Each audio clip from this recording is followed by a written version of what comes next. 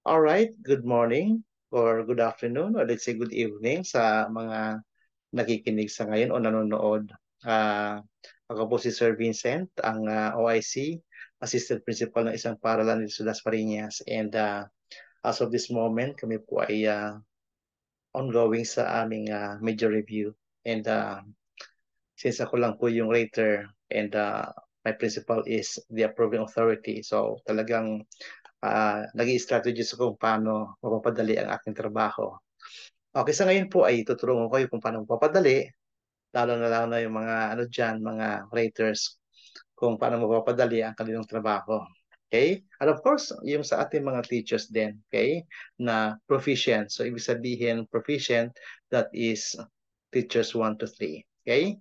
So, meron kong ipapakitang application or let's say document sa inyo wherein uh, matututunan po natin kung paano ang magandang paraan para mapadali ang ating trabaho. Okay?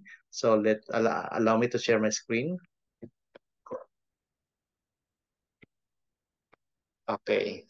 So ito po yung document natin wherein we are going to encode encoding na po tayo ha.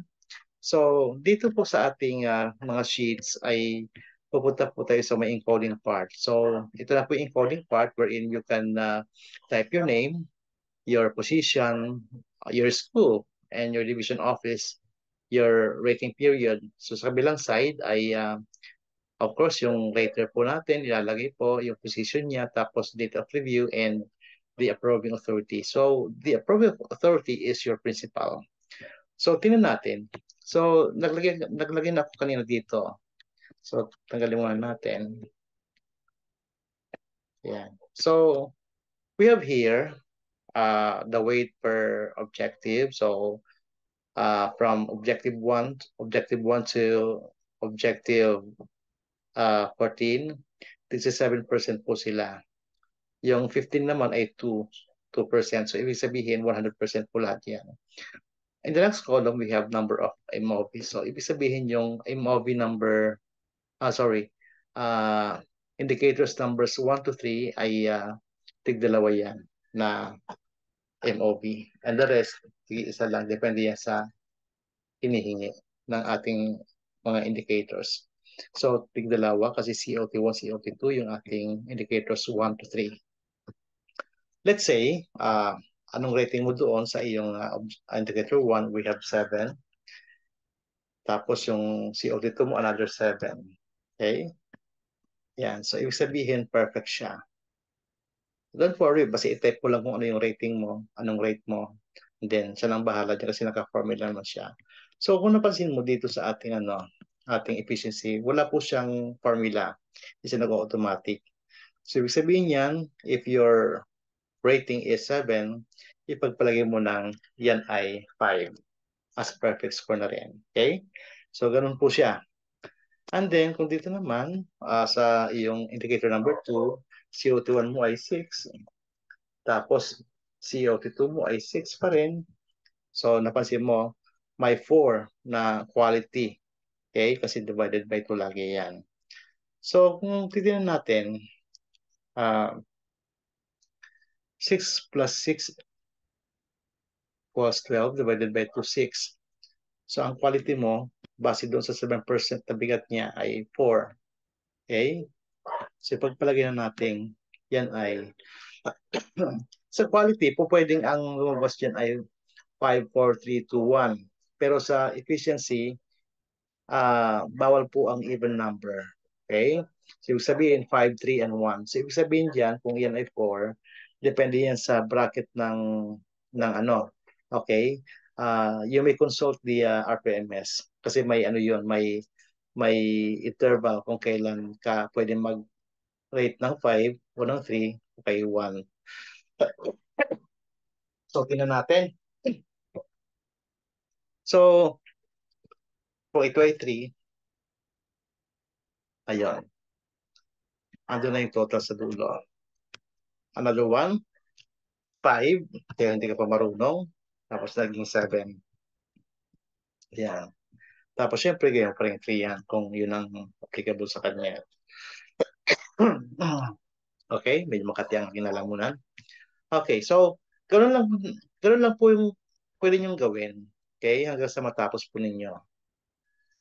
Ano sa baba, pwede niyong i-type ang pangalan niyo as a ratee, yung rater po natin, and then yung approving authority. Tapos proceed po tayo dito sa kabilang sheet. So automatic na po yan. Okay? So kung ano yung details yung ilagay mo doon sa una, ay ganoon din ang lalabas dyan. Same as with, of course, doon sa pinakababa.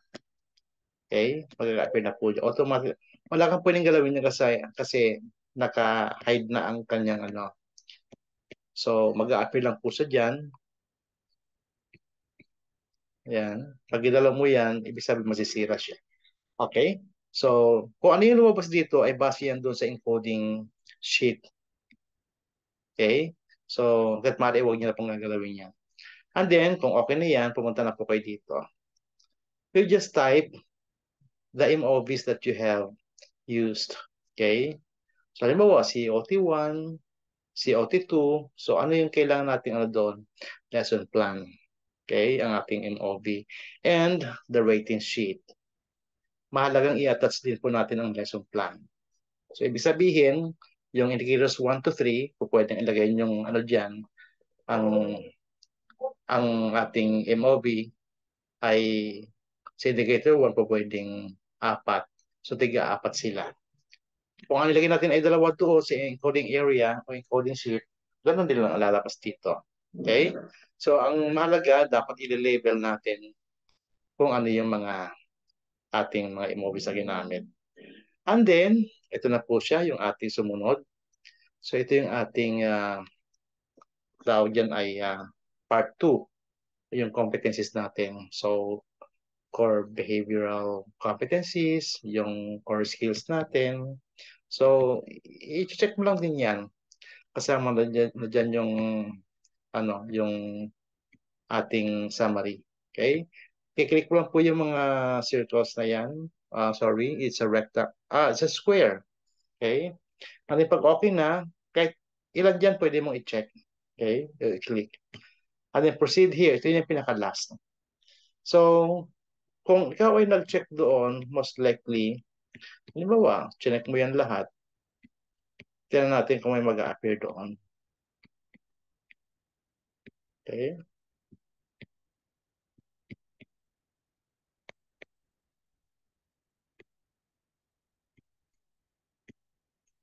Alright. So, wala pang nag-appear. So, before in the first quarter, we were asked to submit our initial or temporary development plans. So, this mid-year review, kung ano yung mga na-achieve mo doon, ay pwede mong uh, ilagay dito. Okay? Ano yung strength mo? Yung development needs mo na-achieve mo na ba? Hindi pa. So, kinakailangan mong i-upgrade o kung kinakailangan baguhin ay okay lang din. So, mas maganda ay i-upgrade natin. Tapos, syempre yung timeline niya ay hindi na po hanggang mid-year or hanggang mid-break, kundi i-extend mo siya hanggang sa fourth quarter na. Okay? Kasi, kaya tayo naglagay nito noon dito para sa first quarter and second quarter. Now, kung hindi pa rin na-achieve within the mid-year or the mid-break, ay i-extend mo po yung timeline. Pwede mong i-update yung iyong development needs. Okay? Kung kinakailangan. And then, of course, resources needed kung may changes ay gawin natin. Yung mga intervention, kung in-update mo yon o in-upgrade mo, so dapat mababago rin ito. And of course, if same objectives lang, so ganun lang din. All right, so I guess that's it. So if you have some concerns or questions, you can just uh, give me a comment in my video. Or yung mga kaibigan ko dyan na nanonood, pwede nyo akong i-PM. Okay? So with that, salamat po sa inyong panonood and please don't forget to subscribe and palike na rin po or pakishare na rin sa ating mga kapaguro. So, yung magre-request po ng ating file ay po pwede po akong i-message para pabigyan ko kayo personally ng aking file na aking ginamit. Okay? So magandang umaga po, magandang hapon, magandang gabi. So medyo hectic ang ating mga gawain sa ngayon kaya dapat medyo ah, hindi natin ini-stress ang ating mga sarili. So tulungan lang po tayo. So just like what I do, what I'm doing. Okay? So good luck and I hope na tayo ay makakakuha ng rating na outstanding. So bye-bye. Thank you for watching again.